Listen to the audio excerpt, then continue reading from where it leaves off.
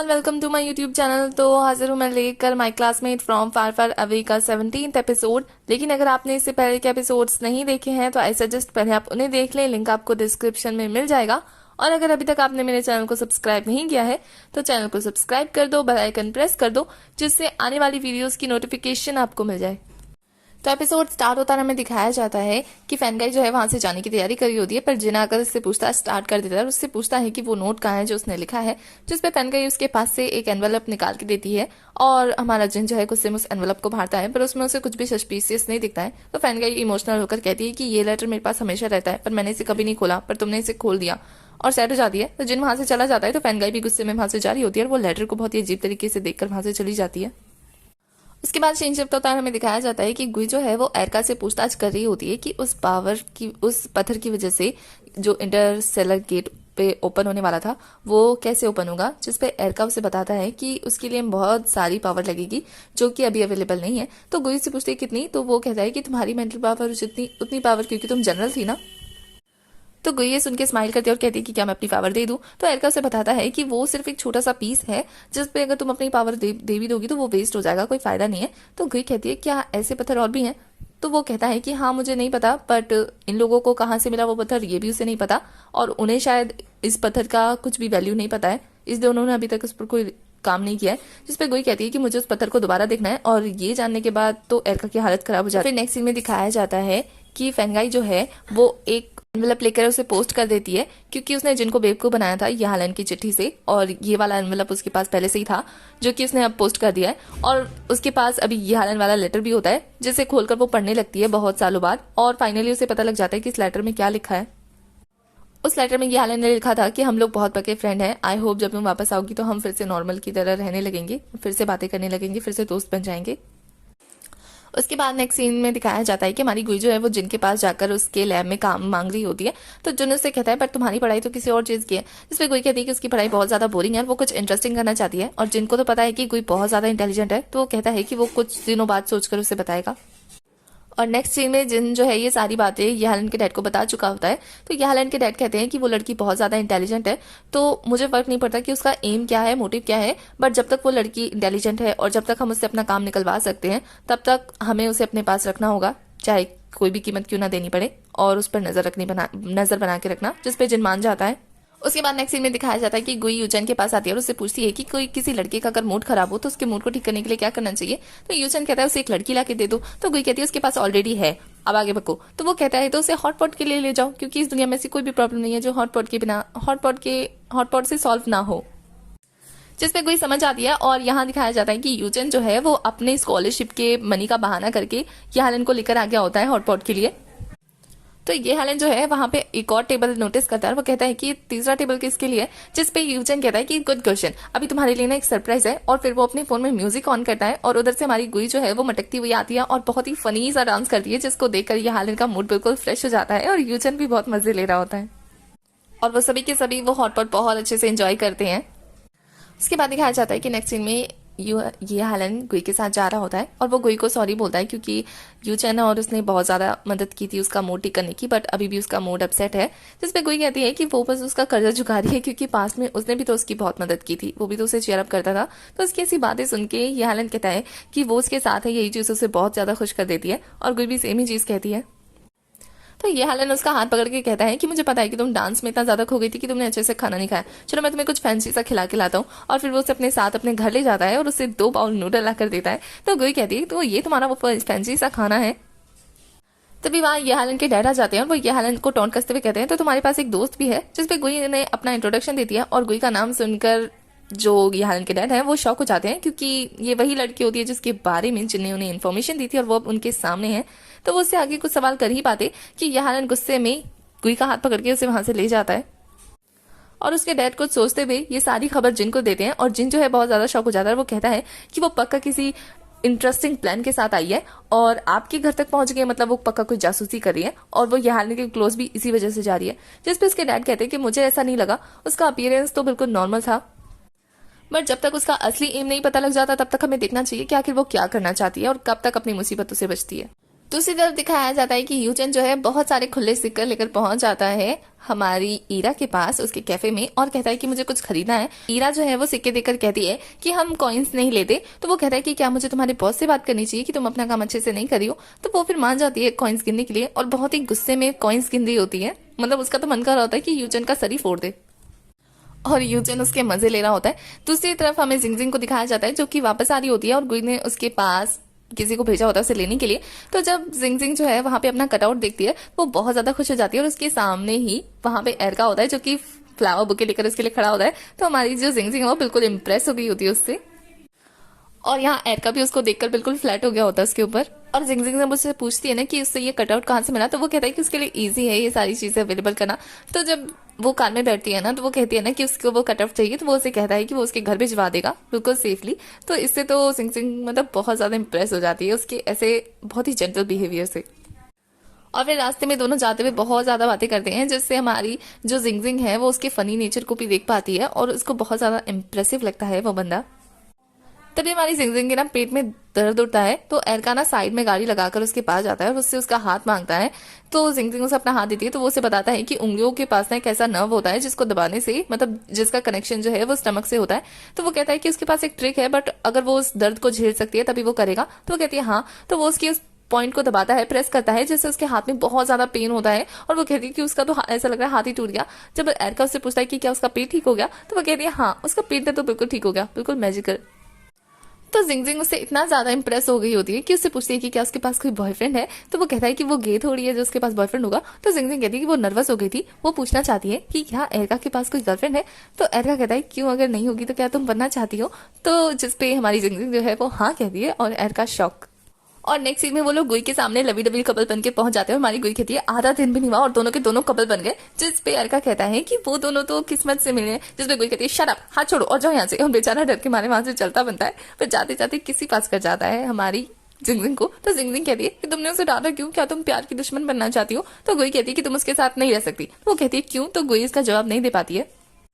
दूसरे सीन में दिखाया जाता है कि ईरा ने वो कॉइन्स गिन के रख दिए होते हैं बेचारी और यहाँ हमारा जो यूजन है वो बिल्कुल आराम से सो रहा होता है और ईरा उसे जगाती है। तो वो कहता है कि तुमने कितना टाइम लगा दिया ना कॉइन्स गिनने में रात हो गई। अब मैं ना एक काम करो तुम मेरे सारे कॉइन्स रखो मुझे नहीं चाहिए मैं घर जा रहा हूँ। तो हमारी एरिया कहती है कि इधर आओ पहले तो मैं तुम्हें सबक सिखा दूं ये कॉइन्स जो तुमने गिनवाए ना इसके बदले तुम्हें अब काम करना पड़ेगा। तो वो कहता है कि तुम क्या करवाना चाहती हो और वो जोर जोर से पूछ रहा होता है कि तुम क्या चाहती हो क्या चाहती हो। और नेक्स्ट सीन में दिखाया जाता है कि ईरा आराम से बैठी होती है टेबल पे और यहाँ यूजन झाड़ू लगा रहा होता है पोछा लगा रहा होता है क्योंकि अब उससे ये करवा रही होती है। बेचारी उसे और ज्यादा काम बोलकर टेंशन मारती हुई वहां से चली जाती है और यहाँ यूचन बेचारा पोछा फेंक कर घर जाने की तैयारी करने लगता है। नेक्स्ट सीन में दिखाया जाता है कि ये हालन बास्केटबॉल खेल के थक गया होता है और वो आकर पानी पीने लगता है। तभी उसे फैनगाई दिखती है तो वो फैनगाई को देखकर शौक होकर कहता है कि तुम यहाँ। तो फैनगाई कहती है कि तुम तो बास्केटबॉल खेलने के बाद हमेशा मुझे देखते थे ना तो क्या तुम्हें अब आदत नहीं रही। वैसे मैं सच में चाहती हूँ कि वो स्कूल के दिन वापस आ जाए। जिस पे ये हालन कहता है कि वो नहीं चाहता कि वो दिन वापस आए। इसे फैनगर्ल उसे प्यार से पूछती है कि यह हरन क्या हम फिर से फ्रेंड नहीं बन सकते। तो यह हरन कहता है कि वो गुई को लाइक करता है और वो गुई के अलावा किसी और का दोस्त नहीं बन के रहना चाहता। वो अपनी लाइफ में किसी और लड़की को नहीं आने देना चाहता। जिस पे फैनगर्ल कहती है तो फिर तो मुझे तुम्हारी लाइफ का रूल तोड़ना पड़ेगा और तुम्हारा एक और फीमेल फ्रेंड बनना ही पड़ेगा। जिस पे ये हालन उसकी बातों को इग्नोर करके वापस गेम खेलने चला जाता है जिस बात से फैनगर्ल को थोड़ा बुरा लगता है बट वो फिर खुद को कंट्रोल कर लेती है। और यहाँ दूसरे सीन में गुई जो है उसे ईरा के बारे में सब पता लग जाता है कि वो किसी मिशन के तहत यहाँ कैफे में काम कर रही है। तो उसे उस मिशन से रिलेटेड हेल्प करने के लिए बोलती है। जिस पे ईरा जो है वो गुई को मना करती है कि वो ज्यादा स्ट्रेस ना ले वो अभी अभी कोमा से उठी है तो अपनी लाइफ को एंजॉय करे इन सारे चक्करों में ना पड़े। दूसरे सीन में दिखाया जाता है कि एरका जो है वो जिंगजिंग को अपने अपार्टमेंट में लेकर आया होता है और वो उसे बता रहा होता है कि उसका घर बहुत ज्यादा सुंदर है। पर वो जैसे ही देखता है ना तो उसका सारा सामान उसके अपार्टमेंट के बाहर होता है क्योंकि उसके लैंडलॉर्ड ने उसे बाहर निकाल दिया होता है क्योंकि उसने अभी तक पैसे नहीं दिए होते। जैसे वो बहुत ज्यादा जोर जोर से रोने लगता है पैनिक करने लगता है। तो जिंगजिंग कहती है तुम्हारी हरकत ना बिल्कुल गुई जैसी लग रही है। तो वो कहता है कि तुम मेरी टेंशन मत बढ़ाओ मुझसे अगर कोई हेल्प करना चाहती हो तो हेल्प करो। तो वो कहती है हाँ मैं तुम्हारी हेल्प कर सकती हूँ। उसके बाद नेक्स्ट सीन में दिखाया जाता है कि जिंगजिंग एरका को अपने घर लेकर आ गई होती है और एरका जिंगजिंग के घर को देखकर बहुत ज्यादा खुश होता है और वो कहता है कि यहाँ घर कैसे तुम तो यहाँ नहीं रहती हो ना। जिस पे जिंगजिंग कहती है कि ये घर अब उसके नाम पे है क्योंकि उसके मॉम डैड ने उसे ग्रेजुएशन के तौर पे ये प्रेजेंट में दिया है और अब वो ये लोग यहाँ नहीं रहते हैं अब वो कहीं और रहते हैं शिफ्ट हो गए हैं तो इसलिए ये घर अब जिंगजिंग का हुआ परमानेंट तरीके से। जिस पे एरका कहता है कि अब वो भी उसकी फैमिली का मेंबर बनने जा रहा है उसके घर का एक और बच्चा। जिस पे जिंगजिंग कहती है एक और बच्चा मतलब तुम भाई बनने वाले हो। तो कहता है नहीं सन इन लॉ। और उसकी ऐसी बातें सुन के तो जिंगजिंग भी बिल्कुल शौक रह जाती है। उसके बाद सीन शिफ्ट होता है, हमें पार्टी का सीन दिखाया जाता है जहाँ पे हमारा और यहाँ पे डिंगनैन जो है वो एप्पल पेन वाला गाना गाते हुए एंजॉय कर रहा होता है। वैसे अगर आपने कभी एप्पल पेन वाला गाना सुना है ना तो कमेंट करके बताना, और अगर नहीं सुना है ना तो एक बार जरूर सुन के आना। और इस पार्टी में ना सभी के सभी मौजूद होते हैं, जहां एरका जो है जैसे उसे पता लगता है कि ईरा गुई की बेस्ट फ्रेंड है तो वो कहता है कि मैं तुम्हारा बॉस हूँ लेकिन तुम मेरे बॉस की फ्रेंड हो, तो तुम्हें अगर किसी भी चीज की जरूरत हो ना बस मुझे बता देना। तो ईरा कहती है कि ज्यादा फॉर्मल होने की जरूरत नहीं है, बस मेरी सैलरी टाइम पे दे देना। तो वो खुश हो जाता है।